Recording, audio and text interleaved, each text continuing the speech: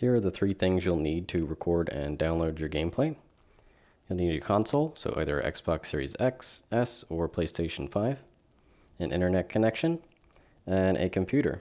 You can use a smartphone or tablet, but it's not recommended, and I'll explain that later in the video why that is. So this video is also for those who don't have the other ways of recording, such as capture cards or external hard drives. If you have limited options and you just need something with the minimal setup, then this video is going to be perfect for you. Before we get started with the instructions, I want to emphasize that the end result will allow you to download your footage so that you can use it in a video editor or whatever else you want to use it for. So keep that in mind as we're going through the instructions and trust the process. We'll get there by the end. The first step you'll want to do is go to twitch.tv. If you already have an account, log in. If you don't have an account, create one and then log in. After you log in, go to your profile icon on the top right here, click that, and then go to the creator dashboard. Once you're in there, on the left-hand side, click on settings, and then go to stream. The setting that you are going to be wanting to check is the VOD settings and store past broadcasts. Make sure that is checked on.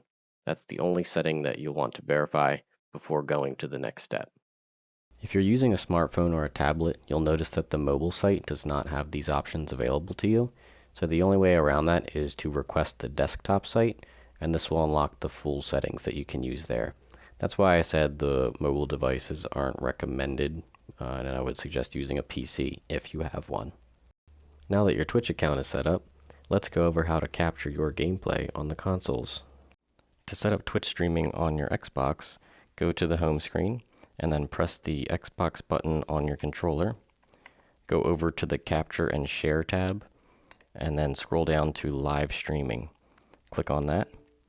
If your Twitch account is not already connected, it'll ask you to connect it, and it will also give you instructions on how to do that. Once you connect your account, you'll have a screen like this. And then when you're ready to go live, you can just press Go Live and you will start streaming. When you're setting up your stream, I'd also recommend going to the More options at the bottom. Here you can select the video quality, which is important because if you have a slower internet connection, you may want to choose a lower quality. If you have a faster internet connection, you can choose the higher quality. Also with the overlay, I like to open this up and then make the transparency really high. That way it doesn't bother me when I'm playing the game. You can also change the display and make sure it's compact. That way that little icon is smaller. When you're ready to stop your stream, it'll be the same steps. Open up the menu, go to Capture and Share, scroll down to Live Streaming, and there'll be an option to stop the stream just by clicking that, and your stream will stop. To set up Twitch streaming on your PlayStation 5, launch a game first, and then press the Create button on your controller. On the menu that pops up at the bottom, scroll over to the right to Broadcast, click on that. If you haven't already connected your Twitch account, you can follow the instructions to do that. Once you've connected your Twitch account, enter a stream title, and then press Go Live, and your stream should start. When you're setting up your stream, I'd also recommend going into the broadcast options. To do that, click on these three dots, go to Broadcast Options, and you can customize your stream experience to your liking. One of the most important ones is video quality. This can also be dependent on your internet connection, so if you have a slower connection, you may want to choose a lower quality, or if you have a fast connection, you can choose the higher quality. When you're ready to end your stream, do the same thing. Press the Create button on your controller, go to Broadcast, and press Stop Broadcast, and your broadcast should stop. After you stop your stream, your gameplay will be ready for download.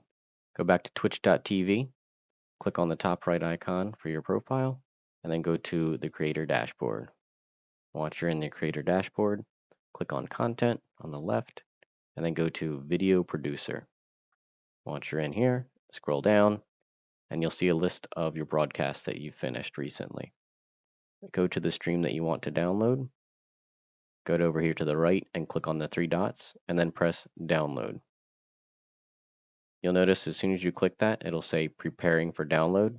Depending on how long the video is, it may take a little while, but once that is ready, you'll see an available link where you can download the file. Alright, it's been about 2 or 3 minutes, and since these streams were not that long, they're already done processing. You can see there's a link here to start the download. You can click that, and it may open another window with the actual video. If that's the case, you just right-click on the video, and then Save Video As. Click that, and you can choose where to save your video. One very important thing to keep in mind is that your videos are only valid for 7 days on Twitch, so make sure you download them before those 7 days are up. Otherwise, you'll lose your gameplay.